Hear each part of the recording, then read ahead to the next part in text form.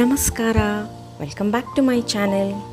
ನಾನಿವತ್ತು ಅಡುಗೆ ಮಾಡಬೇಕಾದ್ರೆ ನನ್ನ ಮಗಳು ಅಮ್ಮ ಒಂದು ಕತೆ ಹೇಳು ಅಂತ ಬಂದಳು.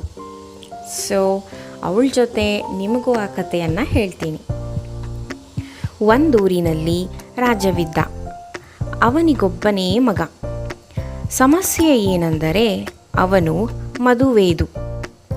ನೂರಾರು ಮಂದಿ ಹುಡುಗಿಯರನ್ನು ಕಂಡರೂ ಇವರು ನನಗೆ ತಕ್ಕವಿರಲ್ಲ, ಇವರು ನಿಜವಾದ ರಾಜಕುಮಾರಿ ಅಲ್ಲವೇ ಅಲ್ಲ, ಹಾಗಾಗಿ ಬೇಡವೇ ಬೇಡ ಎಂದು ನಿರಾಕರಿಸುತ್ತಲೇ ಇದ್ದ.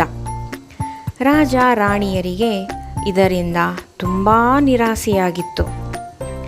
ಒಂದು ದಿನ ಆ ಊರಿನ ದಾರಿಯಾಗಿ ರಾಜಕುಮಾರಿಯೊಬ್ಬಳು ಬಂದಳು. ಅವತ್ತು ಜೋರು ಮಳೆ. ರಾಜಕುಮಾರಿ ರಥದಿಂದ ಇಳಿದು ಸಮೀಪದ ಅರಮನೆಯ ಬಾಗಿಲು ತಟ್ಟಿದಳು. ರಾತ್ರಿ ಹೊತ್ತು. ರಾತ್ರಿ ಊಟದ ನಂತರ ರಾಜಕುಮಾರಿಗೆ ಹಾಸಿಗೆ ಹಾಸಿಕೊಟ್ಟರು. ರಾಜಕುಮಾರನ ಆಜ್ಞೆ ಪ್ರಕಾರವೇ ನಡೆಯಿತು. 7 ಹಾಸಿಗೆಗಳನ್ನು ಒಂದರ ಮೇಲೊಂದು ಹಾಸಿದರು.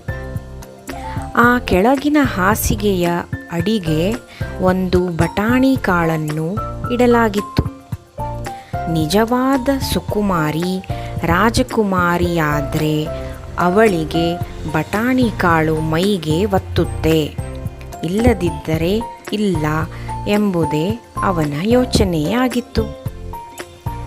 ಬೆಳಗಾಯಿತು. ರಾಜಕುಮಾರಿ ಬೆಳಗಿನ ಉಪಹಾರಕ್ಕೆ ಬಂದಳು. ಮುಖ ಬಾಡಿ ಹೋಗಿತ್ತು. ರಾಜ ರಾಣಿ ಹಾಗೂ ರಾಜಕುಮಾರ, ಏನಮ್ಮ ರಾತ್ರಿ ಚೆನ್ನಾಗಿ ನಿದ್ರೆ ಬಂತೆ ಎಂದು ಕೇಳಿದರು. ಆಕೆ, ಇಲ್ಲವೇ ಇಲ್ಲ, ಹಾಸಿಗೆ ಕೆಳಗೆ ಏನೋ ಇತ್ತು ಅಂತ ಕಾಣುತ್ತೆ. ಮೈಕೈ ಒತ್ತುತ್ತಲೇ ಇತ್ತು. ಮೈಕೈ ಎಲ್ಲ ನೋವೆಂದರೆ ನೋವು, ಅಯ್ಯಪ್ಪ ತುಂಬ ಸುಸ್ತು ಎಂದಳು. ರಾಜ ರಾಣಿಯವರು ರಾಜಕುಮಾರನ ಮುಖ ನೋಡಿದರು. ಅವರೆಲ್ಲರ ಮುಖ ನಲಿವಿನಿಂದ ಅರಳಿತು.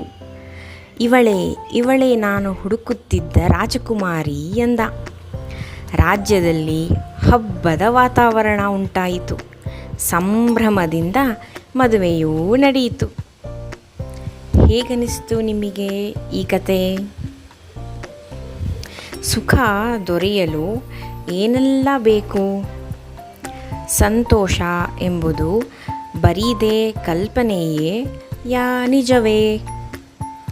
ಜೀವನ ಜೇನಾಗುವುದು ಎಂದರೇನು ಅಂತ ನನಗೆ ಈ ಕಥೆಯಲ್ಲಿ ನಿಮಗೆ ಏನರ್ಥ ಆಯಿತು ಅಂತ ನನಗೆ ಕಮೆಂಟಲ್ಲಿ ಖಂಡಿತ ತಿಳಿಸಿ. ಮತ್ತು ಮುಂದಿನ ವಿಡಿಯೋ ಹಾಗೆ ಇನ್ನೊಂದು ಕತೆ ಜೊತೆ ನಾನು ನಿಮಗೆ ಸಿಗ್ತೀನಿ. ಬಾಯ್. ಒಳಿತಾಗಲಿ, ಶುಭವಾಗಲಿ.